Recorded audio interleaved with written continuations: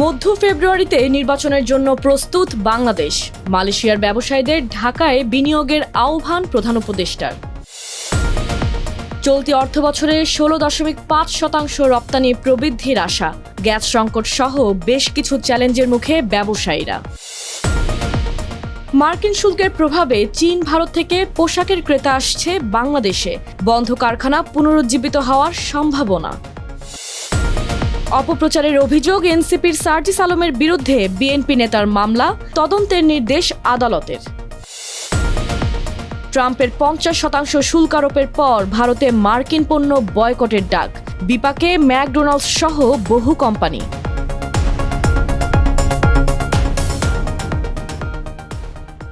দর্শক, স্বাগত জানাচ্ছি টিভিএস নিউজ অব দ্য ডেতে। আপনাদের সঙ্গে আছি আমি কাশফিয়া রুহি। শুনছিলেন শিরোনাম, এবার বিস্তারিত।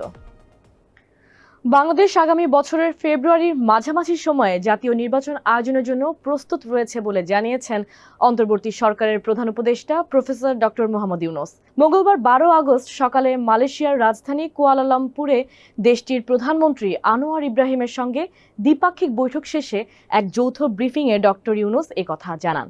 ডক্টর ইউনূস বলেন, 2026 সালের ফেব্রুয়ারির মাঝামাঝি সময়েই বাংলাদেশের জাতীয় নির্বাচন অনুষ্ঠিত হবে। সে অনুযায়ী প্রস্তুতি চলছে। বৈঠক শেষে যৌথ ব্রিফিংয়ে মালয়েশিয়ান ব্যবসায়ীদের উদ্দেশ্যে প্রধান উপদেষ্টা বলেন, বাংলাদেশে বিনিয়োগের বড় সুযোগ রয়েছে। এখানে সম্ভাবনা অপার। বিনিয়োগের পরিবেশ এখন অনেক স্থিতিশীল এবং ব্যবসা বান্ধব। গণ অভ্যুত্থানের 1 বছর পর এবার রপ্তানি আয় 16.50% বাড়ার আশা করছে সরকার। সে হিসাব ধরে চলতি 2025-26 অর্থ বছরে রপ্তানি লক্ষ্যমাত্রা ঠিক করা হয়েছে $63.50 বিলিয়ন। মঙ্গলবার 12 আগস্ট বাণিজ্য মন্ত্রণালয়ের সম্মেলন কক্ষে আয়োজিত সংবাদ সম্মেলনে এ লক্ষ্যমাত্রার কথা জানান বাণিজ্য সচিব মাহবুবুর রহমান। সংবাদ সম্মেলনে বাণিজ্য উপদেষ্টা শেখ বশিরউদ্দিন সহ বিভিন্ন খাতের প্রতিনিধিরা উপস্থিত ছিলেন। এ সময় Bangladesh knitwear manufacturers and exports অ্যাসোসিয়েশনের সভাপতি মোহাম্মদ হাতেম বলেন, যুক্তরাষ্ট্রের সঙ্গে শুল্ক আলোচনায় বাংলাদেশের একটি ইতিবাচক অর্জনের ফলে এই লক্ষ্যমাত্রার চেয়ে বেশি অর্জন করা সম্ভব।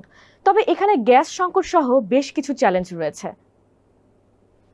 প্রথমে যেটিকে বাংলাদেশের পোশাক রপ্তানিকারকদের জন্য বড় ধাক্কা বলে মনে করা হয়েছিল, সেটি অপ্রত্যাশিতভাবে এক বড় সুযোগে পরিণত হয়েছে।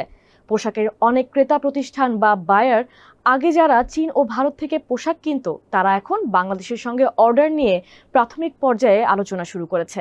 অনন্ত গার্মেন্টস লিমিটেডের ব্যবস্থাপনা পরিচালক ইনামুল হক খান বাবলু বলেন, আমাদের ডিসেম্বর পর্যন্ত অর্ডার লাইন আপ হয়ে আছে। সম্প্রতি 2 মার্কিন ক্রেতার প্রতিনিধি প্রাথমিক আলোচনার জন্য এসেছিলেন, কিন্তু স্পেস অ্যাভেলেবল না থাকায় অর্ডার নিতে পারিনি। বিজিএমই এর তথ্য অনুযায়ী গত 2 বছরে 191টি কারখানা বন্ধ হয়েছে, যার বেশিরভাগই ছোট। একই সময়ে প্রায় 100টি নতুন কারখানা উৎপাদন শুরু করেছে। বন্ধ হওয়া কারখানার মধ্যে বড় কারখানায় 15,000 পর্যন্ত শ্রমিক ছিল।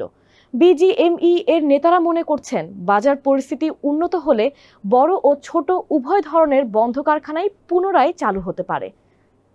সাংবাদিক আসাদুজ্জামান তুহিন হত্যায় বিএনপিকে জড়িয়ে অপপ্রচার করায় জাতীয় নাগরিক পার্টির নেতা সার্জিস আলমের বিরুদ্ধে আদালতে মানহানির মামলা করেছেন এক বিএনপি নেতা। মঙ্গলবার 12 আগস্ট বেলা 11:30টার দিকে গাজীপুর অতিরিক্ত চিফ মেট্রোপলিটন ম্যাজিস্ট্রেট আদালতে মামলার আবেদন করেন বাসন থানা বিএনপি সভাপতি তানভীর সিরাজ। গাজীপুর জজ আদালতের আইনজীবী সিদ্দিকুর রহমান জানান, মামলাটি আদালত গ্রহণ করে পুলিশের গোয়েন্দা শাখা তদন্তের নির্দেশ দিয়েছেন। বিএনপি নেতা তানভীর সিরাজ বলেন, অপরাধী চক্রের ভিডিও ধারণ করায় সাংবাদিক তুহিনকে নির্মমভাবে হত্যা করা হয়। কিন্তু এনসিপির মুখ্য সংগঠক সার্জিস আলম না জেনেই ফেসবুকে এই ঘটনায় বিএনপিকে জড়িয়ে নানা অপপ্রচার চালিয়েছেন, যা দলের ভাবমূর্তি নষ্ট করেছে। মার্কিন প্রেসিডেন্ট ডোনাল্ড ট্রাম্পের অতিরিক্ত শুল্ক আরোপের প্রতিবাদে ভারতে বয়কটের মুখে পড়েছে ম্যাকডোনাল্ডস, কোকা-কোলা থেকে শুরু করে অ্যামাজন ও অ্যাপেলের মতো যুক্তরাষ্ট্রভিত্তিক বহুজাতিক বিভিন্ন কোম্পানি। দেশটির ব্যবসায়ীদের পাশাপাশি প্রধানমন্ত্রী নরেন্দ্র মোদীর সমর্থকরা যুক্তরাষ্ট্রের শুল্কের প্রতিবাদে মার্কিন বিরোধী এই মনোভাবে উস্কানি দিচ্ছেন। মার্কিন পণ্য বয়কটের ডাকে কোম্পানিগুলোর বিক্রিতে তাৎক্ষণিক প্রভাব পড়ার কোনো ইঙ্গিতও মেলেনি। তারপরও ভারতের পণ্যের উপর ডোনাল্ড ট্রাম্পের 50% শুল্ক আরোপের পর থেকে সামাজিক যোগাযোগ মাধ্যম ও অফলাইনে দেশীয় পণ্য কেনা ও মার্কিন পণ্য বর্জনের ডাক জোরদার হচ্ছে।